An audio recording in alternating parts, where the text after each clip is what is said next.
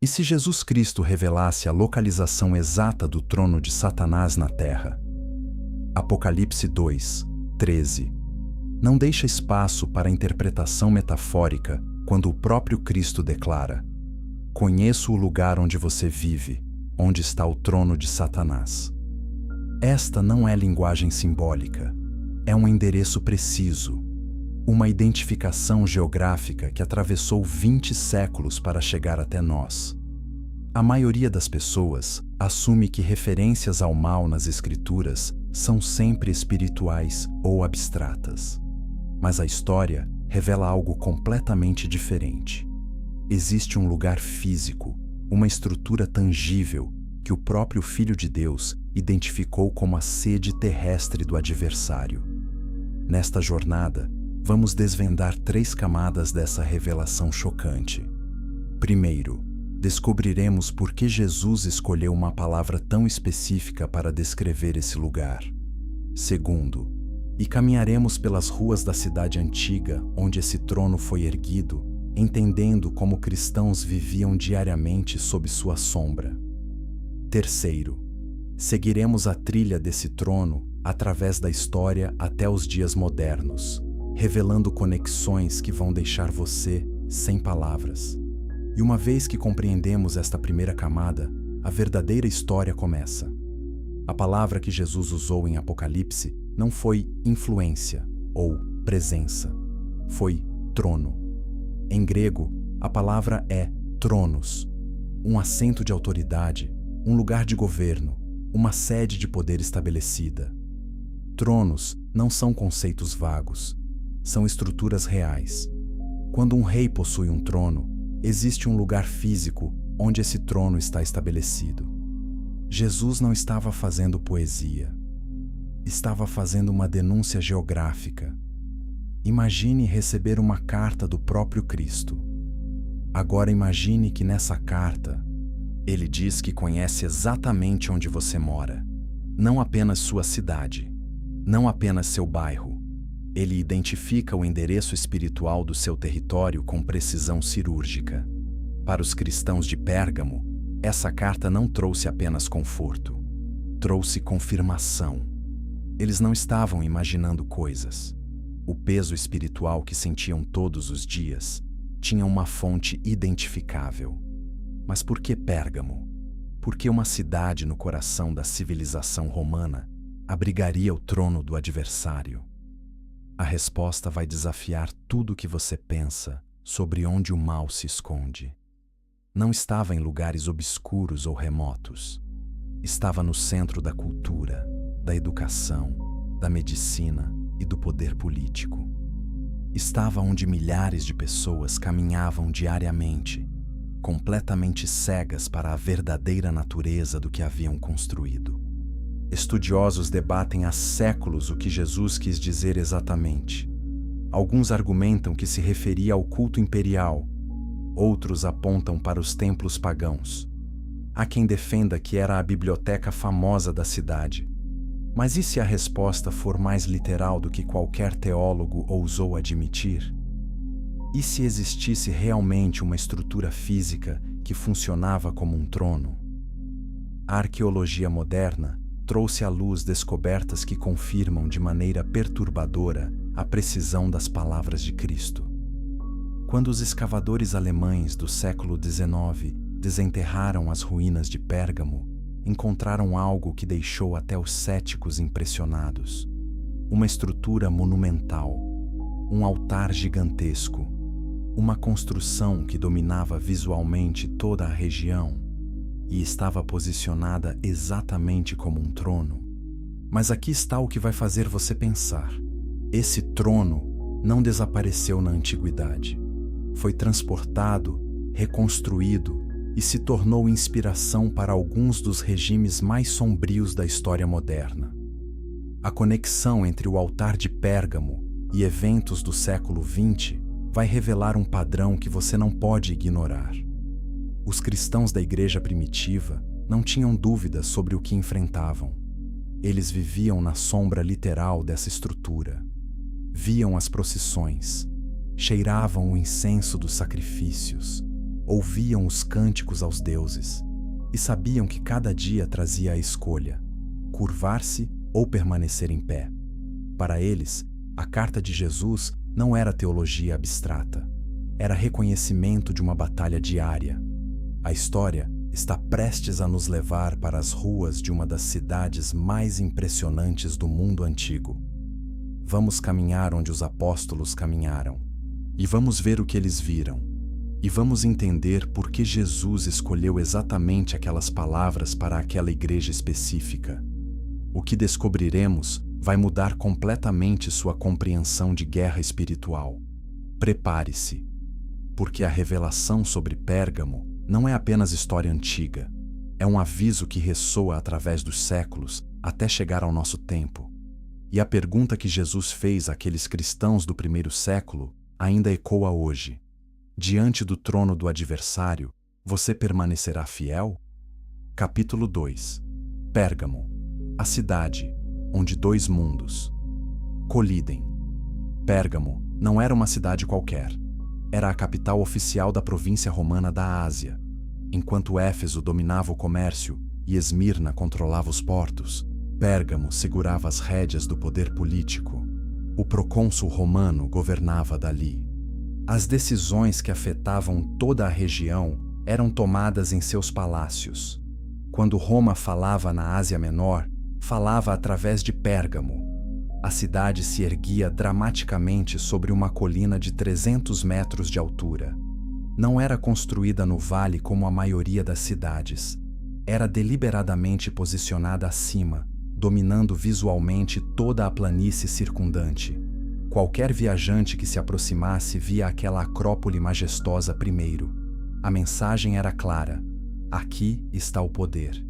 Aqui está a autoridade. Aqui você deve se curvar. Mas Pérgamo não era apenas poder político. Era também centro de conhecimento. Sua biblioteca era a segunda maior do mundo antigo, perdendo apenas para Alexandria. Continha mais de 200.000 volumes de pergaminho. Aliás, a própria palavra pergaminho vem de Pérgamo. E porque foi ali que aperfeiçoaram o processo de preparar peles de animais para escrita, quando o Egito bloqueou exportações de papiro. As ruas eram largas e planejadas. Teatros magníficos acomodavam milhares de espectadores. Ginásios treinavam a elite jovem. Banhos públicos ofereciam luxo e conforto. Aquedutos engenhosos traziam água limpa das montanhas. Para qualquer padrão da época, Pérgamo representava o ápice da civilização humana. Era progresso. Era cultura, era tudo que o mundo antigo considerava avançado. Mas havia uma tensão constante no ar. Os cristãos que viviam ali sentiam isso todos os dias, porque Pérgamo também era o centro religioso mais intenso da região. Não tinha apenas um ou dois templos. Tinha uma coleção impressionante de estruturas dedicadas a múltiplas divindades. Cada uma exigia lealdade. Cada uma demandava sacrifício, e recusar participar não era visto como preferência religiosa pessoal, era traição. O templo de Atena dominava a Acrópole superior. Construído em mármore branco brilhante, podia ser visto a quilômetros de distância. Atena era a deusa da sabedoria, adequada para uma cidade que se orgulhava de seu conhecimento, mas também era a deusa da guerra estratégica. Adorá-la significava reconhecer que sabedoria e poder militar caminhavam juntos. Mais abaixo ficava o templo de Dionísio, deus do vinho e do êxtase. As celebrações ali eram notoriamente selvagens. Romanos de classe alta participavam de rituais que envolviam bebida excessiva e comportamentos que desafiavam toda a norma social. Para os cristãos, aquilo não era apenas imoralidade, era adoração demoníaca disfarçada de cultura. Então, havia o templo de Deméter, deusa da colheita. Agricultores vinham de toda a região para fazer oferendas, garantindo boas safras. Mulheres especialmente participavam dos mistérios de Deméter, rituais secretos dos quais homens eram excluídos. Esses mistérios prometiam conhecimento especial e favor divino. Mas nada se comparava ao que estava sendo construído quando João escreveu o Apocalipse. Templos dedicados aos imperadores romanos. Pérgamo teve a honra de abrigar o primeiro templo provincial dedicado a Augusto César. Isso não era pequena coisa. Significava que Pérgamo era o centro oficial do culto imperial em toda a Ásia. A cidade inteira se tornara um santuário para a adoração do imperador como Deus vivo. Imagine ser um cristão nesse ambiente. Você acorda e vê o templo de Atena brilhando no sol da manhã. Caminha para o mercado e passa por procissões dedicando oferendas a Dionísio. Seu vizinho convida você para os mistérios de Deméter. Seu empregador espera que você participe do sacrifício anual ao imperador. E recusar qualquer dessas coisas marca você como inimigo do Estado e da sociedade. A pressão não era apenas espiritual, era econômica. Guildas comerciais realizavam suas reuniões em templos. Fazer negócios significava participar de banquetes, onde carne sacrificada a ídolos era servida. Associações profissionais exigiam que membros participassem de festivais religiosos.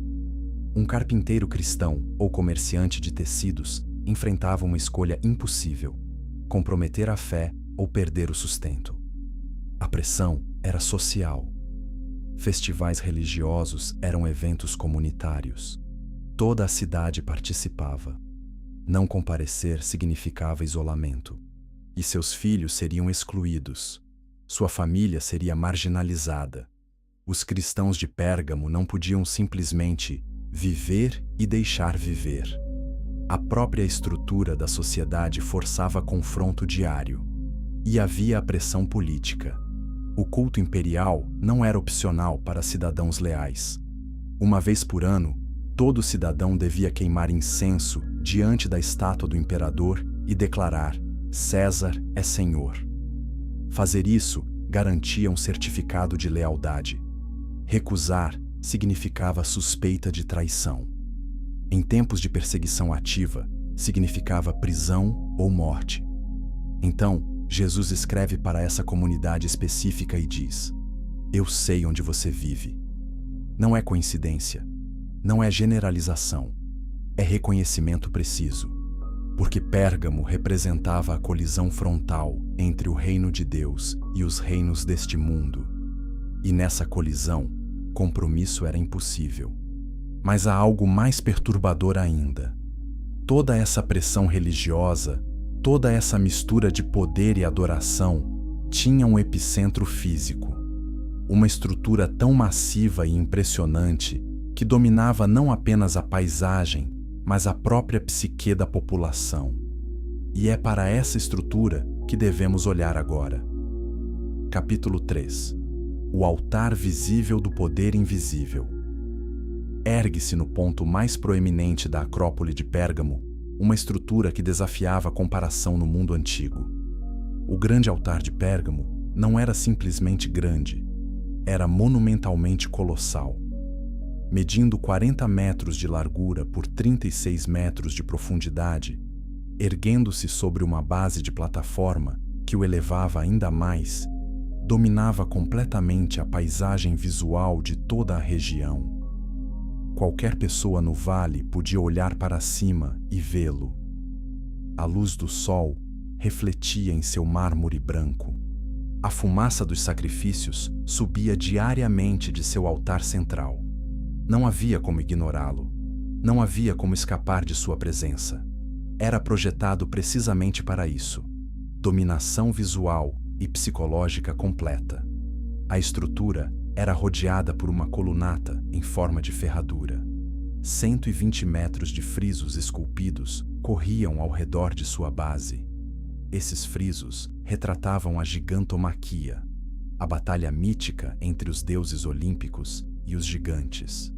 Cada figura era esculpida com detalhes impressionantes: músculos tensos, expressões de agonia, deuses triunfantes sobre inimigos derrotados. A mensagem era inconfundível. Os deuses sempre vencem. Resistir é fútil. Mas o propósito principal do altar não era artístico, era funcional. Sacrifícios aconteciam ali diariamente. Touros, cabras, ovelhas, animais eram levados pelas escadas monumentais, abatidos no altar principal e queimados como oferendas. O cheiro de carne queimada impregnava o ar. O sangue corria em canais especialmente projetados. Para os adoradores, era um ato sagrado de devoção. Para os cristãos que observavam da cidade abaixo, era um lembrete constante de para quem o mundo curvava o joelho. O altar foi construído durante o reinado de Eumenes II, rei de Pérgamo, por volta de 165 a.C. Era dedicado primariamente a Zeus e Atena, comemorando vitórias militares sobre os Gálatas. Mas sua função foi além do religioso. Era declaração política. Era propaganda arquitetônica. Dizia a todos que Pérgamo tinha o favor dos deuses, que seu poder era legitimado por autoridades divinas, que desafiar Pérgamo era desafiar o próprio céu. Historiadores debatem os detalhes, mas concordam no essencial. Esse altar representava a fusão completa entre poder religioso e político. Não era possível separar um do outro.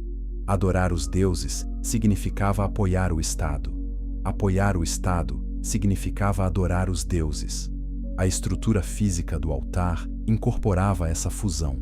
Metade templo, metade monumento político, totalmente intimidador. Agora considere a perspectiva cristã. Para os seguidores de Cristo em Pérgamo, esse altar representava tudo que o Evangelho rejeitava. Era idolatria monumentalizada. Era orgulho humano deificado. Era o sistema do mundo em pedra e mármore. E não havia como evitá-lo. Viviam literalmente à sombra daquela estrutura. Alguns estudiosos argumentam que quando Jesus mencionou o trono de Satanás, referia-se metaforicamente ao sistema de idolatria em geral. Mas considere a especificidade da linguagem. Jesus não disse, onde Satanás tem influência. Disse, onde está seu trono? Um trono é específico, é singular. É o assento de onde a autoridade é exercida. O formato do altar reforça essa interpretação. Visto de cima, a estrutura em ferradura com sua escadaria central assemelha-se estranhamente a um trono gigantesco. A base elevada funciona como um assento. As colunas formam braços e encosto. E no centro, onde sacrifícios queimavam continuamente, estava o ponto focal de toda a adoração. Se você quisesse construir um trono visível para uma entidade invisível, seria difícil imaginar design mais adequado. Textos antigos descrevem procissões elaboradas subindo aquelas escadas. Sacerdotes vestidos com roupas cerimoniais. Músicos tocando instrumentos. Coros cantando hinos aos deuses. Multidões observando. Era teatro religioso em escala massiva. Era demonstração de poder. E era inescapável para qualquer pessoa na cidade. Para cristãos, participar seria traição absoluta ao único Deus verdadeiro. Mas não participar significava exclusão social, perda econômica e frequentemente perigo físico. O altar não oferecia zona neutra, forçava a decisão. Ou você curvava o joelho para o que aquele altar representava, ou permanecia firme em Cristo e enfrentava consequências. E aqui está algo que poucos percebem. O altar não funcionava sozinho. Era parte de um complexo religioso maior. Conectava-se através de terraços e escadarias a outros templos e estruturas sagradas. A Acrópole inteira era projetada como um espaço religioso integrado. Caminhar por Pérgamo Superior significava mover-se através de camadas de significado religioso e político. Cada passo era carregado de simbolismo. Imagine um cristão subindo à Acrópole para resolver assuntos legais ou administrativos. Não podia simplesmente ir direto ao destino. Tinha que passar por aquele altar. Tinha que ver os sacrifícios. Tinha que cheirar o incenso. Tinha que ouvir os cânticos. A arquitetura da cidade forçava confronto com o sistema religioso dominante. Não havia como ser cristão discretamente em Pérgamo, mas havia outra estrutura em Pérgamo que competia com o altar em significado espiritual. Uma estrutura associada com cura e esperança, mas que carregava simbolismo profundamente perturbador. E é para esse lugar que nossa investigação agora se volta. Capítulo 4. A serpente que curava e enganava. Descendo da Acrópole, conectado à cidade por uma estrada sagrada, ficava o Asclepeion, o templo de Asclépio, deus grego da medicina. Se o grande altar representava poder político e militar, o Asclepeion representava algo igualmente poderoso: a esperança de cura. E essa esperança atraía milhares. O Asclepeion de Pérgamo era um dos mais famosos do mundo antigo. Pessoas viajavam de toda a região buscando cura para doenças que os médicos comuns não conseguiam tratar. O complexo incluía templos, bibliotecas, teatro e instalações para tratamento. Tinha fontes de água consideradas sagradas, câmaras subterrâneas onde pacientes dormiam esperando sonhos enviados pelo Deus.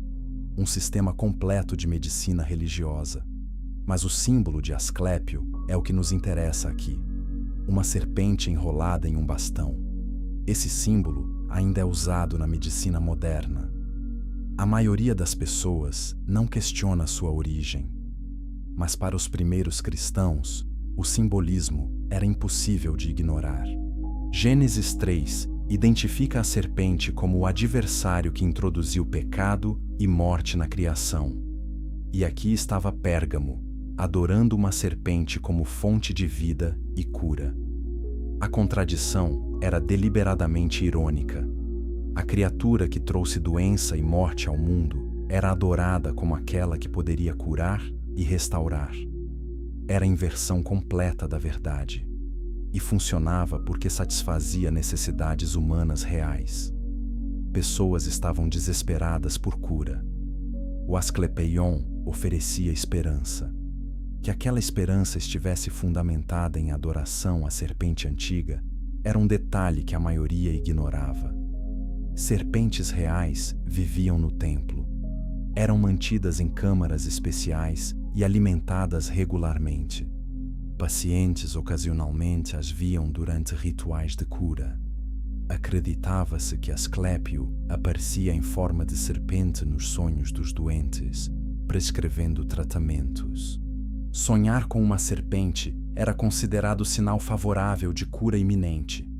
Os tratamentos combinavam práticas médicas genuínas com rituais religiosos. Pacientes seguiam dietas especiais, exercitavam-se nos ginásios, banhavam-se nas águas sagradas, mas também faziam oferendas, participavam de cerimônias e dormiam nas câmaras do templo esperando visões. Impossível separar medicina de religião. Curar o corpo significava apaziguar o deus serpente. Galeno, o médico mais famoso do mundo antigo depois de Hipócrates, treinou em Pérgamo.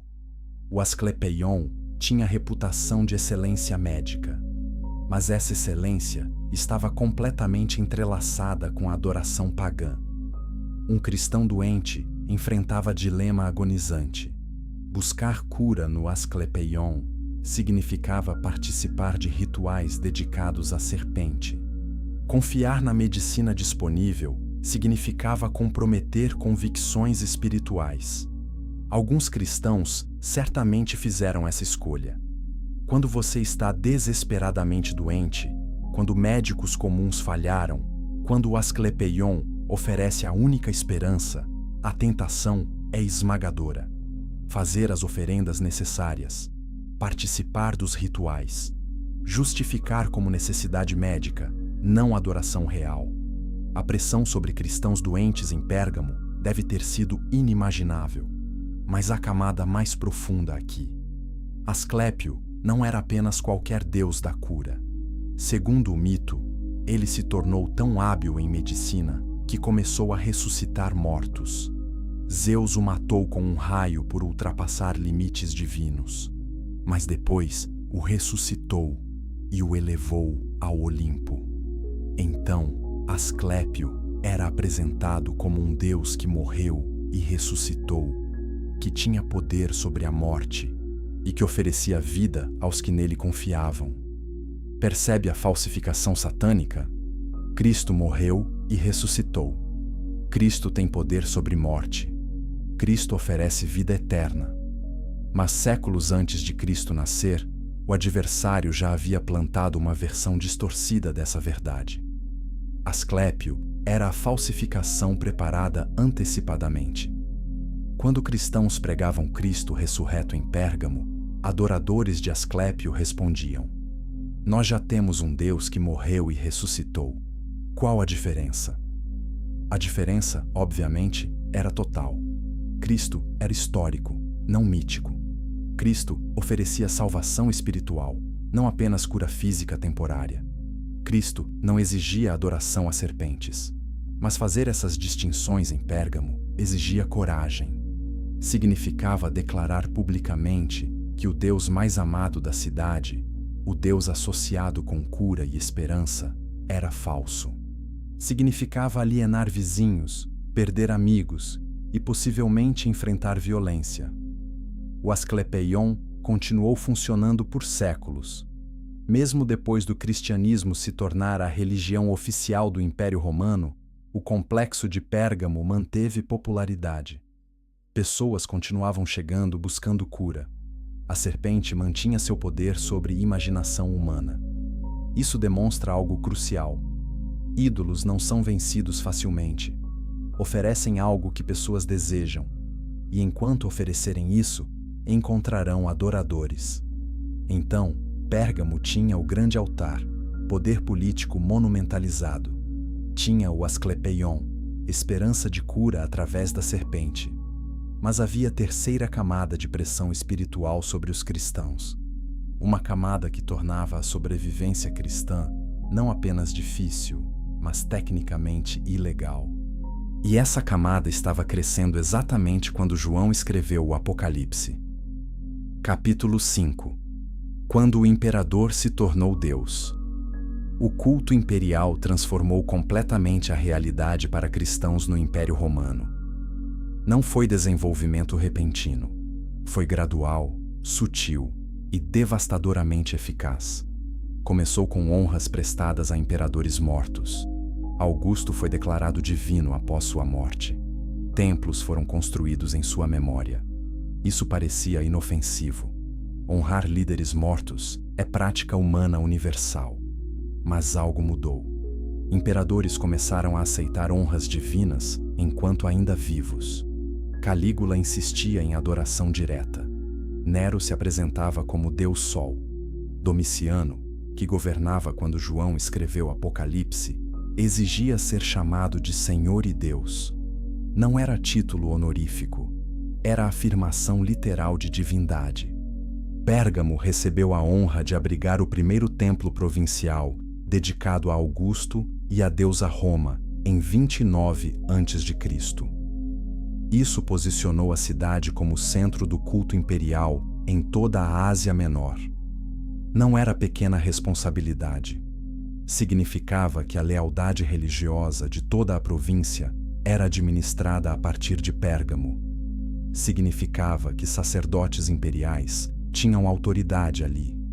Significava que recusar participar do culto imperial em Pérgamo era particularmente perigoso. O processo de adoração imperial era engenhosamente simples. Uma vez por ano, cidadãos apareciam diante de magistrados locais. Queimavam pitada de incenso diante da estátua do imperador. Declaravam: César é senhor. Recebiam um certificado comprovando lealdade. Pronto. Levava minutos. Parecia razoável. Era, afinal, apenas reconhecimento do governo legítimo. Mas para cristãos, era traição absoluta, porque eles já haviam declarado: Jesus é Senhor. No grego, a mesma palavra, Kyrios, Senhor. Não no sentido de respeito educado, mas no sentido de autoridade suprema, de divindade. Dizer César é Kyrios significava negar que Jesus é Kyrios. Não havia meio termo linguístico ou teológico.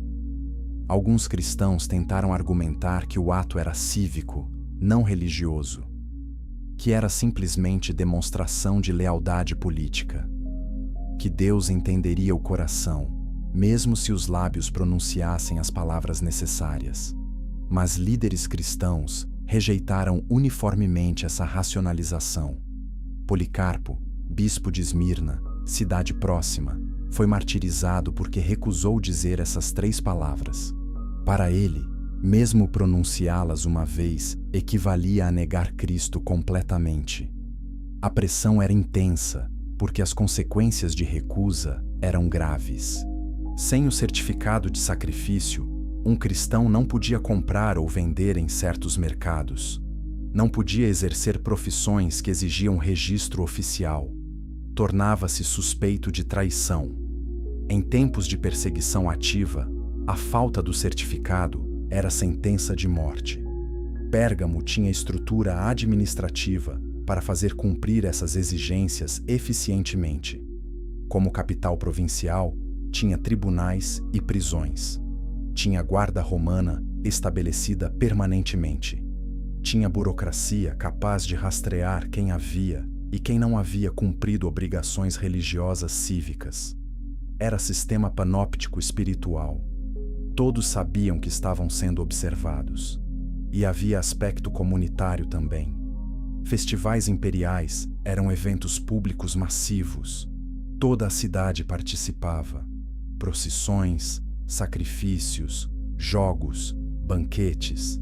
Não comparecer marcava você visivelmente. Seus vizinhos notavam, seus colegas comentavam. Pressão social se somava à pressão legal. O culto imperial não permitia que ninguém permanecesse neutro. Mas por que os imperadores insistiam nisso? Não era apenas ego megalomaníaco, embora alguns imperadores certamente sofressem disso. Era estratégia política brilhante. O império era vasto, diverso, com centenas de grupos étnicos e religiosos. O que manteria todos unidos? Não língua, muitas línguas eram faladas. Não cultura, culturas variavam tremendamente. A única unidade possível era a lealdade ao imperador. Fazer do imperador um deus significava que lealdade política se tornava obrigação religiosa. Significava que recusar a obediência ao imperador era não apenas crime político, mas blasfêmia religiosa. Significava que o poder de Roma era legitimado por autoridade divina. Era ferramenta de controle social incrivelmente eficaz. Os cristãos entendiam perfeitamente o que estava acontecendo. Não eram ingênuos. Sabiam que o culto imperial era estratégia política, mas também discerniam a dimensão espiritual. Viam que o adversário usava poder imperial para exigir adoração. Que a besta do mar no Apocalipse representava não apenas Roma, mas o sistema completo de poder político, exigindo lealdade absoluta que pertence apenas a Deus. Então, quando Jesus escreve para Pérgamo, ele menciona algo específico e chocante. Ele cita um nome: Antipas. Antipas, minha testemunha fiel, que foi morto entre vocês, onde Satanás habita. Quem era Antipas? O que aconteceu com ele? E por que Jesus considerou importante mencioná-lo por nome na Escritura? Essas perguntas nos levam ao coração pulsante da fé cristã primitiva. Capítulo 6. Antipas, o homem que não se curvou. O Novo Testamento menciona Antipas apenas uma vez. Apocalipse 2, 13. Uma única referência, mas Jesus escolhe nomeá-lo especificamente. Em uma carta onde cada palavra é pesada e significativa, onde espaço é precioso, Jesus dedica a frase inteira a esse homem. Antipas, minha testemunha fiel. Isso nos diz que Antipas era importante, que sua história merecia ser lembrada, que seu exemplo falava volumes. Tradição cristã primitiva preenche alguns detalhes. Antipas era líder cristão em Pérgamo, possivelmente um dos presbíteros ou diáconos da igreja local. Era conhecido pela comunidade cristã. Quando João escreveu para a igreja de Pérgamo, não precisou explicar quem era Antipas. Todos sabiam, todos lembravam. A tradição diz que Antipas foi martirizado durante o reinado de Domiciano. Por volta do ano 90 d.C., o método de execução descrito é particularmente horrível. Ele foi colocado dentro de um touro de bronze. O touro foi aquecido gradualmente sobre fogo até ficar em brasa. Antipas foi literalmente assado vivo. Os gritos da vítima supostamente saíam pela boca do touro, soando como mugidos. Era execução projetada para maximizar sofrimento e criar espetáculo público aterrorizante. Por que Antipas foi executado? A tradição sugere que ele recusou participar de sacrifício ao imperador. Quando ordenado a declarar César é Senhor e queimar incenso, ele respondeu: Jesus Cristo é meu Senhor. A ele somente sirvo. Autoridades deram oportunidades de reconsiderar. Ele manteve sua posição. Foi então sentenciado como traidor e blasfemo. Mas há outra camada na história. Antipas não era apenas líder cristão passivo. Ele ativamente confrontava a idolatria de Pérgamo. Segundo algumas tradições, ele exorcizava demônios em nome de Jesus. E esses exorcismos estavam silenciando os oráculos demoníacos nos templos pagãos. Sacerdotes pagãos reclamaram que suas divindades não respondiam mais por causa das orações de Antipas. Isso provocou fúria. Pense no que isso significa. Antipas estava demonstrando publicamente que o poder de Cristo superava os deuses de Pérgamo. Estava desmascarando a fraude espiritual do sistema religioso dominante. Não estava simplesmente recusando participar. Estava ativamente destruindo credibilidade dos templos através de libertação demoníaca. Isso tornava ele ameaça não apenas religiosa, mas econômica e social. Os templos de Pérgamo eram negócios. Sacerdotes ganhavam sustento deles. Comerciantes vendiam animais para sacrifício. Artesãos fabricavam ídolos. Toda a economia local conectava-se ao sistema religioso. Quando Antipas demonstrava que esses deuses eram impotentes diante do nome de Jesus, ameaçava interesses financeiros poderosos. Isso tornou sua execução não apenas possível, mas provável. Jesus chama Antipas de minha testemunha fiel. Em grego, a palavra para testemunha é martis, de onde tiramos a palavra mártir. Originalmente, significava apenas alguém que testemunha, que dá evidência. Mas entre cristãos primitivos, ganhou significado específico. Alguém que testemunha Cristo até a morte. Alguém que prefere morrer a negar. Antipas personificou esse tipo de testemunho. Diante do touro de bronze aquecido, diante da promessa de vida se apenas pronunciasse 3 palavras, ele escolheu Cristo. Essa escolha não era abstrata, era concreta, física, agonizantemente real. O calor crescente do metal, a consciência do que estava vindo, a oportunidade de escapar simplesmente cedendo. E ainda assim, ele permaneceu firme. Por que alguém faria isso? Por que não simplesmente dizer as palavras, receber o certificado e adorar Jesus em particular? Porque Antipas entendia algo fundamental. Negar Cristo publicamente é negar Cristo completamente.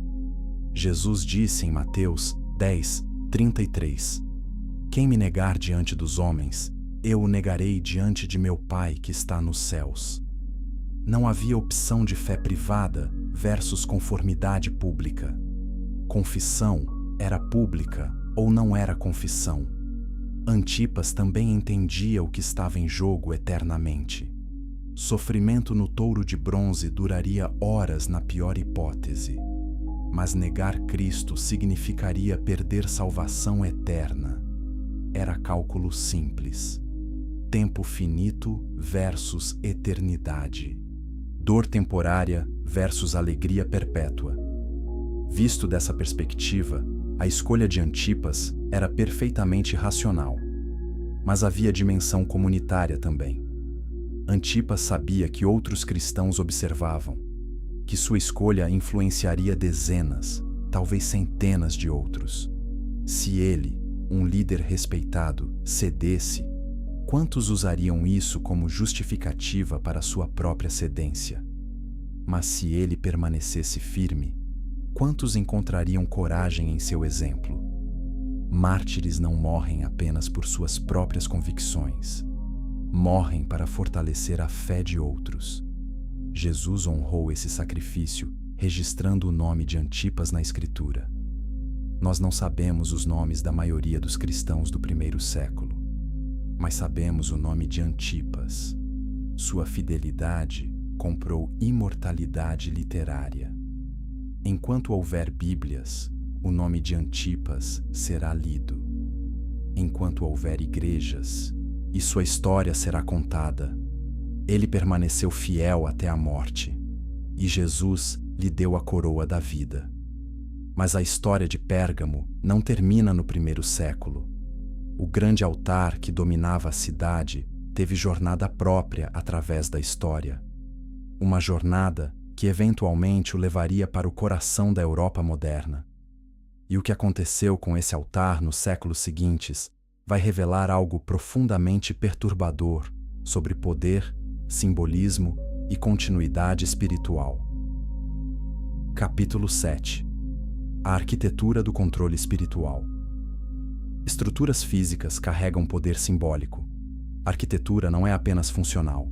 É comunicação, é declaração, é propaganda solidificada em pedra, concreto ou mármore. E quanto mais impressionante a estrutura, mais poderosa a mensagem. O grande altar de Pérgamo entendia isso perfeitamente. Considere sua posição. No ponto mais visível da Acrópole. Não em vale escondido, não em recanto discreto. No topo, onde todos olhassem primeiro. Onde o sol nascente o iluminasse dramaticamente. Onde viajantes o vissem a quilômetros de distância. O posicionamento não era acidente. Era escolha deliberada de dominação visual. Considere seu tamanho: 40 metros de largura, plataforma elevada, escadaria monumental, colunas massivas. Não era construção modesta, era excesso deliberado. Porque excesso impressiona, excesso intimida, excesso comunica recursos ilimitados e poder incontestável. Ninguém olhava aquele altar e pensava: que estrutura modesta e razoável. Considere seus frisos: 120 metros de narrativa esculpida. Deuses lutando contra gigantes. Ordem vencendo caos. Civilização subjugando barbárie. Cada escultura reforçava a mesma mensagem: rebelião é fútil. Os deuses sempre vencem.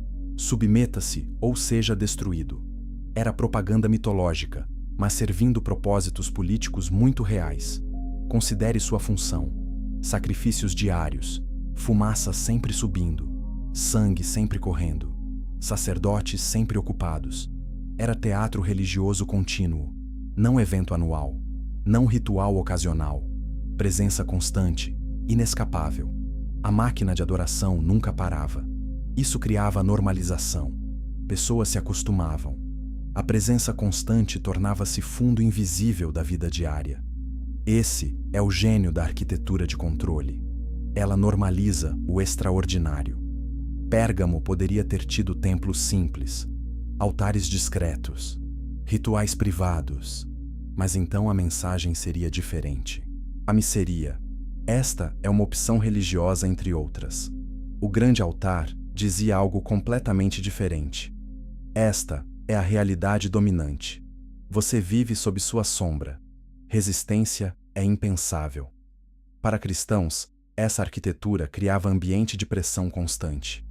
Imagine acordar todos os dias e ver aquela estrutura. Imagine seus filhos perguntando sobre ela. Imagine explicar por que sua família não participa do que todos os outros fazem. A arquitetura forçava essas conversas, tornava a invisibilidade impossível.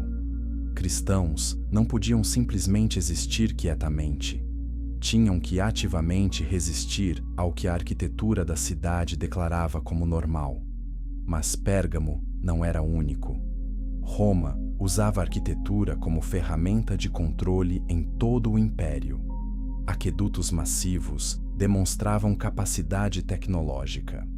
Anfiteatros enormes ofereciam entretenimento enquanto lembravam quem controlava recursos. Templos imperiais dominavam fóruns de cada cidade. Arcos triunfais forçavam pessoas a passarem literalmente sob símbolos de conquista romana. Era sistema integrado de mensagens arquitetônicas. E funcionava.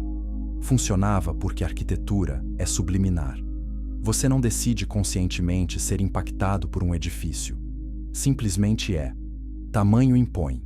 Beleza atrai. Permanência sugere legitimidade. Um regime que governa por 50 anos pode ser temporário. Uma estrutura que está há 500 anos parece eterna. A arquitetura empresta aura de inevitabilidade a sistemas políticos.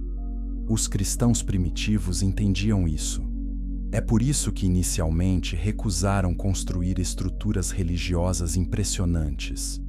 As primeiras igrejas eram casas comuns, locais de reunião discretos, catacumbas quando necessário. Isso não era apenas por causa de perseguição, era declaração teológica. O reino de Deus não é construído com pedras, não é impressionante arquitetonicamente. É comunidade de pessoas transformadas. Mas com o tempo, especialmente depois de Constantino, a igreja começou a construir e começou a imitar exatamente a linguagem arquitetônica do império. Basílicas cristãs usavam o mesmo formato que basílicas romanas, usadas para tribunais e administração. Catedrais medievais adotaram tamanho e grandiosidade que rivalizavam estruturas imperiais. O Vaticano eventualmente superou palácios imperiais em opulência. A Igreja havia aprendido a linguagem do poder arquitetônico. Isso levanta a questão perturbadora. Quando a Igreja adota a linguagem arquitetônica de controle e poder, a está traindo o Evangelho? Jesus lavou pés.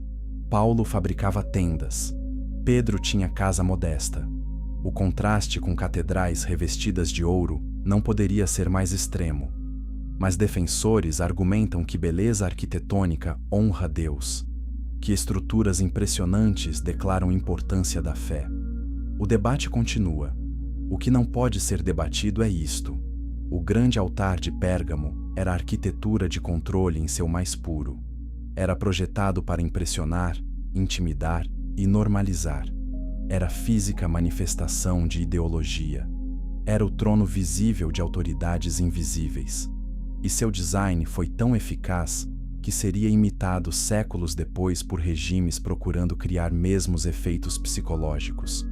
Mas antes de chegarmos a essas imitações modernas, precisamos seguir o próprio altar através da história. Porque essa estrutura que Jesus identificou como trono de Satanás não ficou em Pérgamo para sempre. Foi movida, transportada, reconstruída, e sua jornada é história própria. Capítulo 8. A jornada do trono. Através dos séculos. Durante séculos, o grande altar permaneceu em Pérgamo. Roma caiu. Bizâncio subiu. Islã se expandiu. Impérios iam e vinham, mas o altar permanecia, gradualmente caindo em ruína, sendo coberto por solo acumulado, esquecido por todos, exceto arqueólogos e historiadores especializados. A estrutura que uma vez dominou a paisagem tornou-se colina coberta de grama. Em 1871, engenheiro alemão chamado Karl Humann estava trabalhando na Turquia quando encontrou fragmentos de mármore esculpido sendo usados em construção local. Reconheceu qualidade da escultura. Investigou a origem. Descobriu que vinham de antiga estrutura em colina próxima. Pediu permissão para escavar. O governo otomano, relativamente desinteressado em antiguidades gregas, concordou. O que Humann descobriu superou expectativas mais selvagens. Não eram apenas fragmentos. Era estrutura completa, preservada sob camadas de terra. Os frisos estavam intactos. As fundações eram sólidas. A escala era impressionante. Era descoberta arqueológica de magnitude extraordinária. E Humann sabia imediatamente que queria levar tudo para a Alemanha. Negociações começaram. O governo alemão estava ansioso para adquirir a descoberta. Museus na Prússia queriam adicionar o altar às suas coleções crescentes. Acordo foi feito. Em troca de pagamento e alguns artefatos menores, a maior parte do altar seria transportada para Berlim. Era prática comum na época. Potências europeias sistematicamente removiam tesouros arqueológicos de territórios otomanos. O processo de remoção levou anos. Cada peça foi cuidadosamente catalogada. Fotografias documentaram posições originais. Esculturas foram embaladas em caixas protetoras. Tudo foi transportado por terra até o porto mais próximo. Então, enviado por navio através do Mediterrâneo e para o Mar Negro, eventualmente chegando à Alemanha. Era operação logística massiva. Em Berlim, debate começou sobre como exibir os tesouros. Simplesmente colocar peças em vitrines desperdiçaria impacto dramático. Arquitetos propuseram algo ambicioso: reconstruir o altar inteiro. Não como réplica, mas usando as pedras originais, remontadas na configuração original. Seria recriação arqueológica em escala sem precedentes. Construção de edifício especial para abrigar o altar começou. O Museu de Pérgamo foi projetado especificamente para essa finalidade. Salas enormes foram criadas para acomodar as dimensões do altar. Em 1930, após décadas de trabalho meticuloso, a reconstrução foi concluída. O grande altar de Pérgamo estava novamente erguido, não em sua cidade original, mas no coração de Berlim. O impacto foi imediato. Visitantes ficavam maravilhados. A escala impressionava. Os frisos fascinavam. Era como viajar no tempo. Você não estava olhando para artefato em vitrine. Estava entrando em estrutura antiga, experimentando sua presença física. Era triunfo museológico e tornou-se atração turística massiva. Mas o momento da inauguração era significativo. 1930. A República de Weimar estava em colapso. Instabilidade econômica atormentava a Alemanha. Extremismo político crescia. O Partido Nacional Socialista estava subindo ao poder, e alguns dos líderes nazistas tinham interesse peculiar em simbolismo antigo. Eles visitaram o altar reconstruído e ficaram profundamente impressionados. Adolf Hitler visitou o Museu de Pérgamo várias vezes. Ficava longo tempo estudando o altar, a escala, o design, o impacto psicológico. Albert Speer, arquiteto-chefe do regime nazista, era estudante de arquitetura clássica. Ele também passou horas examinando o altar, fazendo esboços, anotando dimensões, estudando como a estrutura criava a sensação de admiração e submissão. O que veio depois era perturbador, porque os nazistas não apenas admiraram o altar, eles o copiaram. Usaram seus princípios de design para criar suas próprias estruturas de poder. E essas estruturas não eram para museus. Eram para comícios massivos, para demonstrações de poder, para rituais políticos projetados para doutrinar milhões. O altar de Pérgamo tornou-se modelo para a arquitetura nazista. Durante a Segunda Guerra Mundial, o altar foi empacotado e escondido para proteção. Os soviéticos eventualmente o descobriram quando capturaram Berlim. Consideraram levá-lo para Moscou como troféu de guerra, mas após negociações, devolveram-no a Berlim Oriental. Durante décadas da divisão alemã, o altar ficou em território comunista. Após reunificação, tornou-se parte da Alemanha unificada novamente. Hoje, turistas de todo o mundo visitam o Museu de Pérgamo, admiram os frisos, fotografam a estrutura, leem placas explicativas sobre mitologia grega e história helenística. Poucos sabem a identificação que Jesus fez. Poucos fazem conexão com o Apocalipse. E para a maioria, é simplesmente artefato impressionante de civilização antiga. Mas para aqueles que conhecem história completa, é algo muito mais significativo. A jornada do altar nos ensina algo. Estruturas de poder mantêm ressonância, mesmo quando removidas de contexto original. O altar não funciona mais como lugar de sacrifício. Não está mais em Pérgamo. Não é mais parte de sistema religioso vivo. Mas ainda impressiona. Ainda comunica poder. Ainda funciona como símbolo. E símbolos podem ser apropriados por novos movimentos, novas ideologias, novos sistemas de controle. Capítulo 9. Quando Berlim reconstruiu o trono de Satanás. A reconstrução do altar em Berlim não foi simplesmente preservação histórica. Foi ato carregado de significado político e cultural. A Alemanha do final do século XIX e início do século XX estava obcecada com grandeza clássica. Via-se como herdeira de Roma e Grécia. Coletar tesouros arqueológicos não era apenas sobre museus.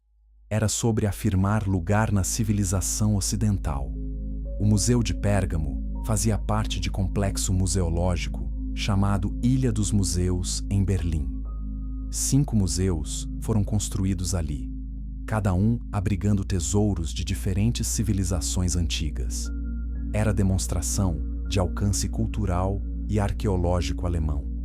Era declaração: somos sucessores dignos dos grandes impérios do passado. Quando visitantes entravam no salão do altar, a experiência era cuidadosamente orquestrada. Você caminhava por corredor relativamente estreito. Então as portas se abriam para a sala massiva. E ali estava o altar, dominando completamente o espaço. A escala era esmagadora. Exatamente como em Pérgamo original, era projetado para impressionar instantaneamente, para criar sensação de admiração e insignificância humana diante de algo grande e poderoso. Críticos na época notaram algo perturbador. Por que reconstruir estrutura pagã dedicada a deuses mortos? Não havia ironia em colocar altar de Zeus no coração de nação cristã? Alguns teólogos alemães expressaram desconforto, mas foram amplamente ignorados. A atração do prestígio cultural superou objeções religiosas. E então, os nazistas chegaram ao poder. E algo estranho aconteceu. O altar, que era curiosidade arqueológica, se tornou inspiração arquitetônica para regime totalitário. Albert Speer, arquiteto de Hitler, estudou o altar meticulosamente. Ele entendeu que a arquitetura monumental não era apenas sobre beleza, era sobre controle psicológico. Era sobre fazer indivíduos se sentirem pequenos e o Estado se sentir imenso. Speer projetou estruturas para comícios do Partido Nazista que ecoavam princípios do altar de Pérgamo, especialmente o Zeppelinfeld em Nuremberg, onde comícios massivos eram realizados. A tribuna principal de onde Hitler falava era elevada dramaticamente acima da multidão. Era cercada por colunas. Tinha escadaria monumental. O design criava a sensação de que o líder estava em trono, olhando para baixo sobre súditos adoradores. A semelhança não era acidental. Speer admitiu posteriormente que estudou arquitetura clássica extensivamente. O altar de Pérgamo era um de seus modelos principais. Ele entendeu que estruturas antigas mantinham poder psicológico, que designs testados por milênios ainda funcionavam para criar submissão e admiração, que copiar esses designs emprestava aura de legitimidade histórica ao regime nazista. Fotos dos comícios de Nuremberg são inquietantes quando você conhece a conexão. Centenas de milhares de pessoas reunidas em formações perfeitamente ordenadas. Luzes brilhando verticalmente criando catedral de luz. Hitler na tribuna elevada, gesticulando, gritando. A multidão respondendo como um organismo único. Era ritual em escala massiva. E a arquitetura orquestrava cada elemento. Alguns estudiosos cristãos fizeram conexão. Notaram que o altar identificado por Jesus como trono de Satanás havia sido transportado para a Alemanha. Notaram que foi reconstruído precisamente quando o nazismo estava surgindo. Notaram que nazistas usaram seu design como modelo. Para eles, não era coincidência. Era a confirmação da natureza espiritual do mal nazista. Era evidência de continuidade entre poderes malignos antigos e modernos. Outros rejeitaram essa interpretação como supersticioso. Argumentaram que arquitetura é apenas arquitetura, que influência de estilos clássicos em construção moderna não carrega significado espiritual, que fazer conexões entre altar antigo e nazismo era esticar coincidências em causalidade, que melhor entender nazismo através de economia, política e psicologia de massa que através de simbolismo religioso. Mas há fatos inegáveis. Jesus identificou o trono de Satanás em Pérgamo. O principal elemento arquitetônico daquele local foi transportado para Berlim. Foi reconstruído precisamente quando o regime demoníaco estava surgindo. Foi estudado e copiado pelos arquitetos daquele regime. E milhões morreram em resultado daquele regime. Os fatos permanecem, independentemente de interpretação.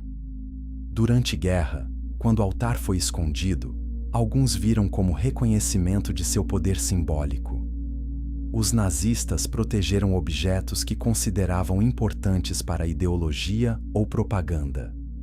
O altar de Pérgamo foi cuidadosamente preservado, enquanto outras partes de Berlim eram destruídas. Após guerra, soviéticos consideraram levá-lo como troféu, mas eventualmente decidiram devolvê-lo. Por quê?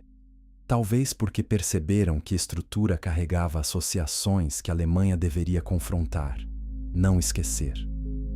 Hoje, o altar permanece em Berlim. O Museu de Pérgamo passa por renovações extensivas, mas o altar continua sendo a atração central.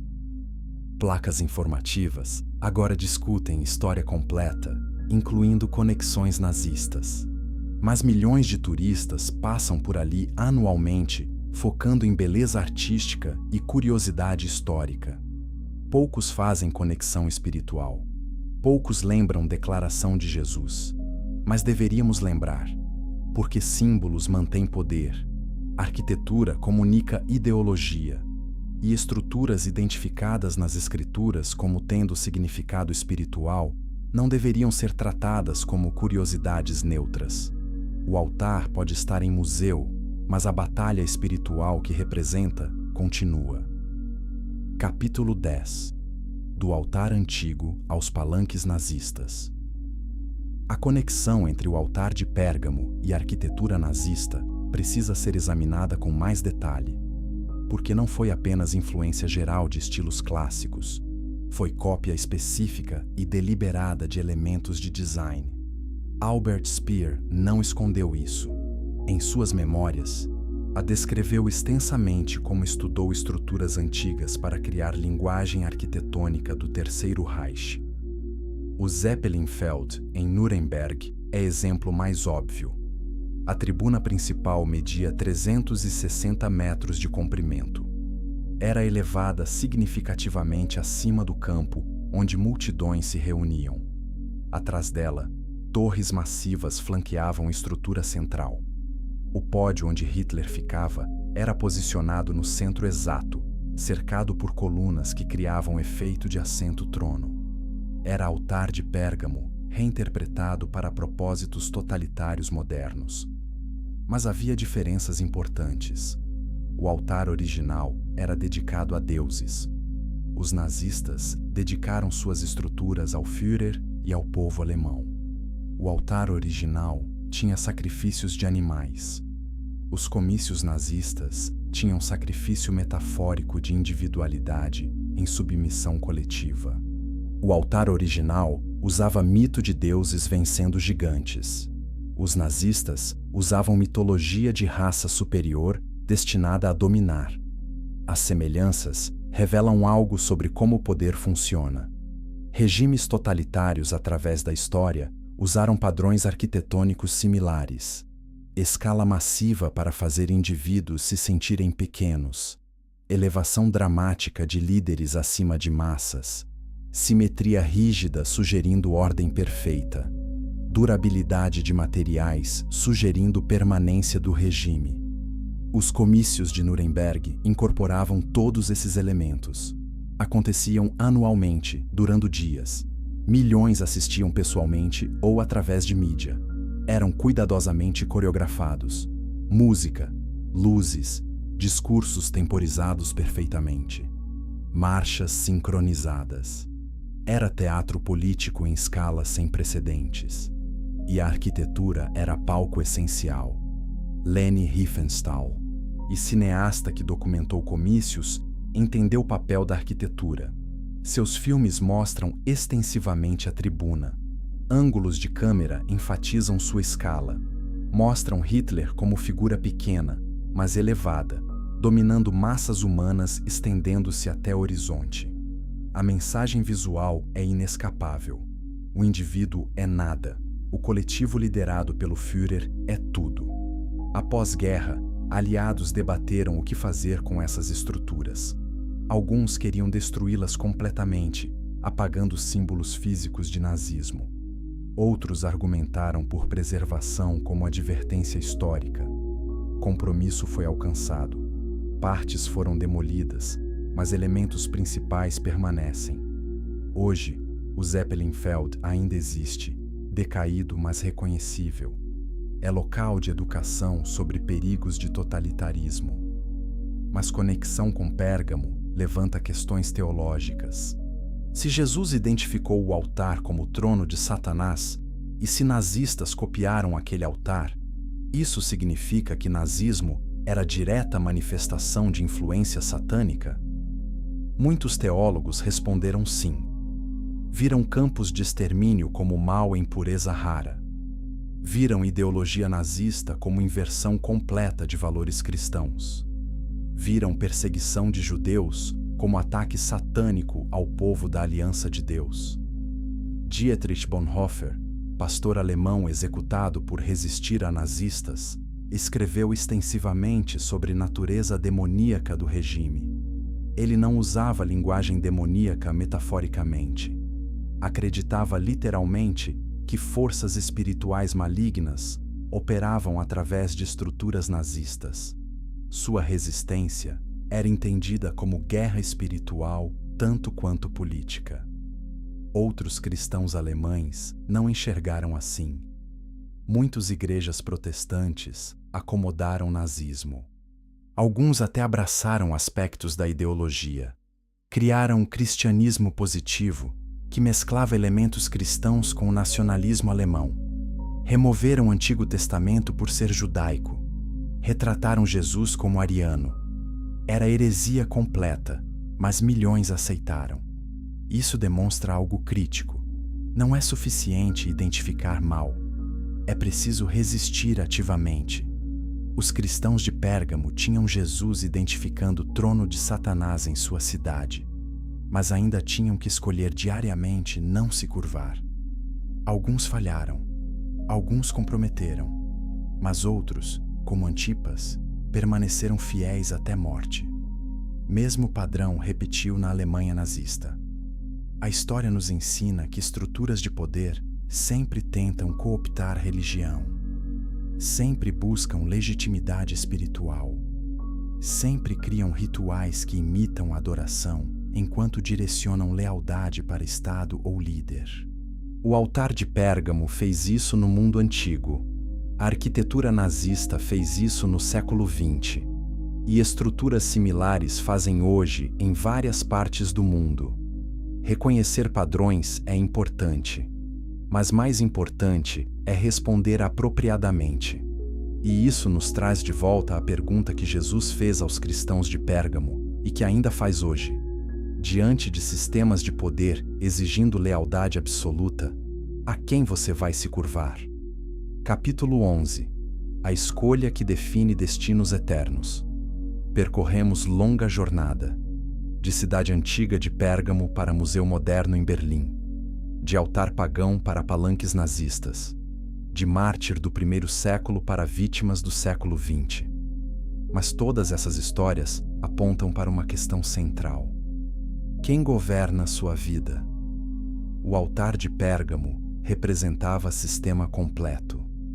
Sistema que oferecia segurança através de conformidade, que prometia prosperidade através de participação, que ameaçava exclusão e morte para não conformistas. Era sistema atraente precisamente porque oferecia benefícios reais. Participar dos rituais significava acesso a redes sociais, oportunidades econômicas, proteção legal. Recusar significava perder tudo isso. Os cristãos de Pérgamo enfrentavam essa escolha diariamente, não uma vez, não em momento dramático único, mas todos os dias, no mercado, no trabalho, na vizinhança, pressão constante para conformar, tentação constante para racionalizar. É apenas ritual cívico. Não significa nada realmente. Deus entende meu coração, mas eles sabiam a verdade. Comprometer é perder. Curvar-se diante do trono errado é traição ao verdadeiro rei. Antipas escolheu corretamente. Outros cristãos mencionados na carta aparentemente não escolheram bem. A Jesus menciona alguns em Pérgamo que mantinham a doutrina de Balaão e a doutrina dos nicolaítas. Eram compromissadores. Ensinavam que participação em rituais idólatras era aceitável, que cristãos podiam acomodar práticas culturais sem consequência espiritual. Jesus rejeita isso absolutamente. A mensagem é clara. Não há meio termo. Josué disse ao povo de Israel: escolham hoje a quem irão servir. Jesus diz mesma coisa aos cristãos de Pérgamo e diz mesma coisa a nós, porque enquanto o altar físico está em museu, os princípios que representava ainda operam. Sistemas modernos continuam oferecendo segurança em troca de conformidade. Continuam prometendo prosperidade através de participação. Continuam ameaçando marginalização para dissidentes. As formas mudam. As roupagens são atualizadas, mas a essência permanece. Curvar-se diante do que o sistema oferece ou permanecer firme em Cristo. E as ofertas são atraentes: conforto material, aceitação social, sucesso profissional, influência cultural. O sistema mundial oferece coisas reais. Não são ilusões completas, são benefícios genuínos. O problema não é que ofertas sejam falsas, é que custo é alto demais. Custo é sua alma. Jesus apresenta oferta diferente. Não promete conforto imediato. Antipas não recebeu conforto. Promete perseguição e dificuldade. Mas também promete vida eterna. Promete relacionamento com Deus verdadeiro. Promete propósito que transcende existência temporária. Promete recompensa que dura eternamente. É troca infinitamente melhor, mas requer fé para enxergar além do imediato. A carta a Pérgamo termina com promessa: ao vencedor darei do maná escondido, e uma pedrinha branca com nome novo que ninguém conhece, exceto quem a recebe. Maná escondido representa provisão espiritual, sustentando cristãos através de dificuldades. Pedra branca com nome novo representa a identidade completamente restaurada e conhecida por Deus. São promessas específicas para pessoas vivendo em ambiente hostil, necessitando garantia de que fidelidade será recompensada. Então, aqui está a pergunta final. Você está vivendo sob sombra de algum trono? Existe sistema, ideologia, ambição ou relacionamento exigindo lealdade que pertence apenas a Cristo? Existe área da sua vida onde você está curvando-se diante de autoridade que compete com Jesus? Para alguns, é carreira. Sucesso profissional torna-se ídolo, exigindo sacrifícios morais. Compromissos éticos são feitos para avançar. Verdades inconvenientes são ignoradas. O sistema profissional torna-se senhor prático, mesmo se Jesus permanece senhor nominal. Para outros, é aceitação social. Medo de exclusão leva a silêncio quando verdade deveria ser declarada. Convicções são escondidas para evitar conflito. O evangelho é diluído para permanecer palatável. O trono da opinião pública governa escolhas reais. Para outros ainda, é ideologia política. Partido ou movimento torna-se identidade primária. Lealdade partidária supera lealdade a Cristo. Quando o partido está errado, desculpas são feitas ao invés de confronto. O trono do poder político controla voz e ações. Jesus não aceita lealdade dividida. Não é suficiente chamá-lo Senhor enquanto vive sob a autoridade prática de outro mestre. Mateus 6, 24 é claro: ninguém pode servir dois senhores. Ou odiará um e amará o outro, ou dedicará a um e desprezará o outro. Escolha é inevitável, mas a boa notícia: escolher Cristo não significa vida de miséria, significa vida de liberdade. Liberdade de viver tronos que nunca satisfazem, liberdade de buscar aprovação que nunca vem, liberdade da escravidão a sistemas que finalmente desapontam. Cristo oferece descanso, oferece paz, oferece alegria mesmo em meio a dificuldades. A história de Pérgamo nos ensina que batalha é real, que inimigo usa estruturas de poder, pressão social e ofertas atraentes, que permanecer fiel requer coragem diária, que alguns pagarão preço último, como Antipas. Mas também ensina que fidelidade é possível, que Cristo sustenta seus seguidores, que vitória final pertence ao Cordeiro. Então a pergunta permanece: a quem você está curvando sua vida? A resposta que você dá hoje determina seu destino eterno. Escolha sabiamente. Escolha Cristo e permaneça firme, não importa que tronos exijam sua lealdade.